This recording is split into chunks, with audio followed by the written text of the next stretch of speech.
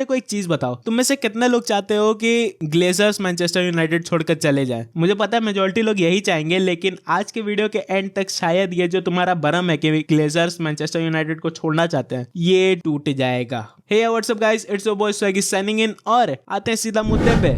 तो सबसे पहले अगर हम लोग डेली रिपोर्ट्स की बात करें तो मैनचेस्टर यूनाइटेड की तरफ से ये रिपोर्ट आई है और इंग्लिश मीडिया ने ये ताल ठोक कर कही है। अगर इंग्लिश मीडिया के जितने भी मेन पार्ट्स की बात करें, यानी कि Daily Mail, the Sun, Daily Express या फिर टेलीग्राफ जैसे रेनाउंड सोर्सेस की बात करें, तो सब ने एक्सक्लूसिवली यही कहा है कि ग्लेजर्स मैनचेस्टर यूनाइटेड को छोड़ना तो चाहते हैं लेकिन कंप्लीटली नहीं। अब इस पॉइंट को समझने के लिए तुम्हें सबसे पहले समझना होगा ग्लेजर्स आखिर बेचना क्यों चाहते हैं और बेचना कैसे चाहते हैं और उनका प्रेफर्ड बिडर कौन है। तो तुम्हें कुछ दिन पहले तक ऐसी न्यूज मिल रही होगी कि शेख जसीम बिन ही प्रेफर्ड बिडर हैं, क्योंकि उनकी बिड सबसे ज्यादा 5 बिलियन यूरोस की है। लेकिन आज जो एक्सक्लूसिव रिपोर्ट में ये बात टाल ठोक कर कही गई है कि ग्लेजर्स मैनचेस्टर यूनाइटेड की बिड शेख जसीम बिन को नहीं देना चाहते और उनके प्रेफर्ड बिडर अब सर जिम रैटक्लिफ है। अब ये चीज समझने के लिए तुम्हें जिम रैटक्लिफ का बिड समझना पड़ेगा, जो कि पूरी डिटेल है इस पूरे कहानी की। शेख जसीम बिन की अगर बिड की बात करें तो उनकी बिड साफ है कि 5 बिलियन यूरोस पकड़ो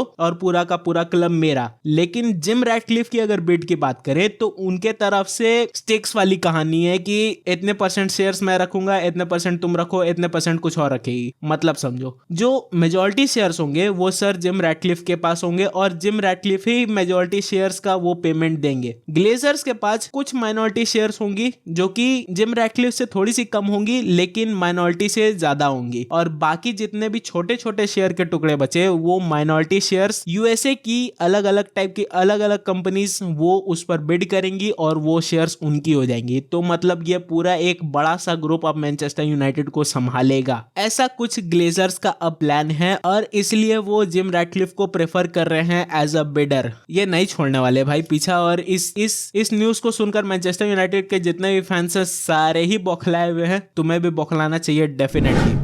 अब अगर मैनचेस्टर यूनाइटेड के दूसरे न्यूज की बात करें तो तुम्हें अभी कुछ दिन पहले तक न्यूज मिल रही होगी कि डेविड डेया ने अपना कॉन्ट्रैक्ट रिन्यू कर लिया है। अब कहानी में एक और ट्विस्ट आ गया। अब अगर जिम रैटक्लिफ आते हैं तो उनका ये प्रेफरेंस है कि वो डेविड डेया को रिप्लेस करें। अब रिप्लेसमेंट डेविड डेया की कौन होगी? तो वो होंगे बार्ट वर्ब्रुगेन, जो कि अभी डच कीपर हैं और करेंटली आंडरलेक्ट से खेल रहे हैं बेल्जियम प्रो लीग में। अब अगर बार्ट वर्ब्रुगेन की स्ट्रेंथ की बात करें तो उनकी भी स्ट्रेंथ शॉट स्टॉपिंग और लॉन्ग शॉट सेविंग है, और अगर उनके वीकनेस की बात करें तो वही सेम मोल्ड कैचिंग क्रॉसेस और बिल्डअप वीकनेस। तो अब ऐसे में ये मुझे समझ में नहीं आ रहा कि ये डेविड डेया से अपग्रेड कैसे होंगे, क्योंकि सेम गलती सेम प्रोफाइल के प्लेयर डेविड डेया भी हैं और उनकी भी वीकनेस सेम है जो कि बार्ट वर्ब्रुगेन की है। तो ये चीज कैसे एक अपग्रेड है मुझे समझ में नहीं आ रहा, और ये डिसीजन क्या एरिक टेन हैग से पूछ कर लिया जाएगा या फिर एरिक टेन हैग पर थोपी जाएगी? क्योंकि अगर थोपी जाएगी तो ये सबसे बड़ी गलती होगी, क्योंकि ऑफ कोर्स बार्ट वर्ब्रुगेन को अभी तक हम लोग जानते नहीं और डेविड डेया को हम लोग इतने टाइम से जान रहे कि ही परफॉर्म्स। तो इसलिए ये अगर अपग्रेड तुम करने का सोच रहे हो तो ये डेफिनेटली एक अपग्रेड नहीं है। अब इस चीज पर तुम्हारा क्या मानना है मुझे कमेंट सेक्शन में जरूर बताना। मैं तुमसे मिलता हूं दोबारा किसी और न्यूज के साथ। It's your boy Swaggy signing out.